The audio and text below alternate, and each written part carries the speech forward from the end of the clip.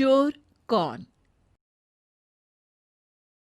बहुत पुरानी बात है। सुंदर नगर में सोमा नाम की औरत अपने पति रमेश और 4 बेटों के साथ रहती थी। सोचती हूँ बुढ़ापे से पहले ही चारों धाम कर लेती हूँ, फिर हाथ पैर साथ दें या ना दें। अरे भगवान, अकेले में क्या बड़बड़ा रही हो, मुझे भी तो बताओ। हाँ हाँ, क्यों नहीं। मैं सोच रही थी अगले महीने तीर्थ यात्रा पर चले तो कैसा रहे। वाह, ये तो बहुत अच्छा रहेगा। पर बेटे अकेले कैसे रहेंगे? देखिए जी, हमारे यहाँ ना रहने से ही वो अपनी जिम्मेदारी समझेंगे। हाँ, यही सही रहेगा। लेकिन क्या हुआ सोमा, तुम क्या सोच रही हो?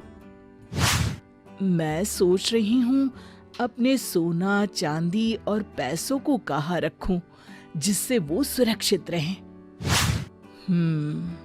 ठीक है, तुम कुछ करो, तब तक मैं शहर से कुछ जरूरी सामान लाने जा रहा हूँ।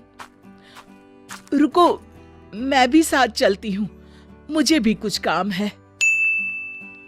और सोमा पूरा सोना चांदी और रुपया पैसा लेकर बाजार गई और उस सब के बदले सोने की 4 ईंटें बनवा लाई और भगवान के सिंहासन के चारों पायों के नीचे एक एक ईंट गड़ा दी।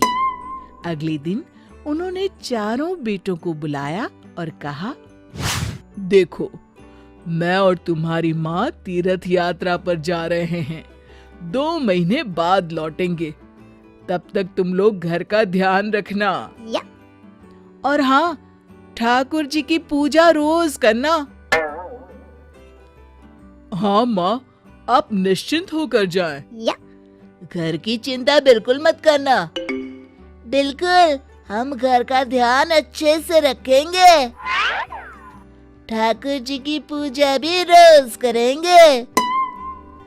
बेटों ने पैर छुए और अब वो दोनों निश्चिंत होकर घर से चल पड़े। 2 महीने बाद जब वो तीर्थ यात्रा पूरी करके घर आए तो सोमा ने अपनी सोने की ईंटें खोजी, लेकिन वो तो वहां थी ही नहीं। हाय, मैं लुट गई, हाय मैं बर्बाद हो गई, क्या करूं? रोना सुनकर रमेश अंदर आ गया। क्या हुआ, तुम रो क्यों रही हो? अरे, यहीं तो रखी थी, कहाँ गई मेरी ईंटें? किस नास पीटे ने चुरा ली? चारों बेटों को बुलाकर पूछा गया। उन्होंने साफ मना कर दिया। आखिर रमेश गांव के मुखिया के पास गया। मुखिया जी बहुत अनोखे तरीके से लेकिन हमेशा सही फैसला लेते। पूरी बात सुनकर उन्होंने कहा, रमेश, तुम तो हाल ही में तीर्थ करके आए हो, इसलिए आज रात का खाना पूरे परिवार के साथ यहाँ हवेली में खाना। अब सब मुखिया जी के घर पहुंचे। खाना खाने के बाद मुखिया जी बोले, हमारे घर का नियम है कि सोने से पहले एक कहानी जरूर सुनाई जाती है। क्या तुम लोग भी सुनना चाहोगे? हाँ हाँ, जरूर। तो सुनो। किसी जमाने में 2 बहुत अच्छे दोस्त थे, वीरेंद्र और विक्रम। उनकी दोस्ती की कस्में खाई जाती थी। एक बार वीरेंद्र ने अपने दोस्त की परीक्षा लेना चाहा। दोनों दोस्त रात में बैठे हुए थे कि अचानक, क्या तुम अपनी कोई भी चीज मुझे दे सकते हो? हाँ हाँ बिल्कुल। पिछले महीने तुम्हारे घर बेटा पैदा हुआ है और आज मेरा मन कर रहा है कि नरम इंसानी मांस खाऊं। क्या तुम मुझे अपना बेटा दे सकते हो? अभी लाता हूँ दोस्त, कहकर विक्रम घर की तरफ चल दिया और रोते हुए पत्नी सीता को सारी बात बताई। आपको हर हाल में अपना वचन निभाना चाहिए। ये लीजिए अपना बेटा। पर बेटे को हाथ में लेते ही उसके हाथ कांपने लगते हैं और वो उसे वापस पत्नी की गोद में डाल देता है। आप परेशान ना हो, मैं ही चली जाती हूँ। आपका वचन टूटना नहीं चाहिए। और फौरन बेटे को लेकर विक्रम के घर की तरफ चल पड़ी। रास्ते में उसे 2 चोर मिले और उसे चाकू दिखाकर बोले, जो कुछ भी तुम्हारे पास है चुपचाप हमारे हवाले कर दो। भैया, अभी मैं जल्दी में हूँ, थोड़ी देर इंतजार करो। मैं वचन देती हूँ, लौटकर अपना पूरा जेवर तुम्हें सौंप दूंगी। चोरों ने उसकी बात मान ली और जाने दिया। उधर विक्रम की पत्नी को सामने देखकर वीरेंद्र बोला, तुम बिल्कुल मेरी बहन जैसी हो और ये तो मेरा भांजा है। मैं तो विक्रम की परीक्षा ले रहा था और वो सफल हुआ है। फिर ढेर सारा धन दिया और कहा, ये मेरी तरफ से तुम दोनों को तोहफा है, अब तुम घर जाओ। सीता खुशी खुशी अपने घर चल दी। रास्ते में उसे फिर से चोर मिले।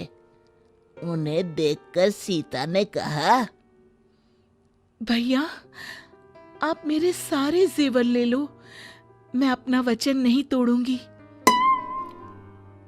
चोरों ने उनकी ईमानदारी देखते हुए कहा, नहीं बहन, तुम जाओ, एक घर तो भूत प्रेत भी छोड़ते हैं, तुमने तो हमें भैया कहा है।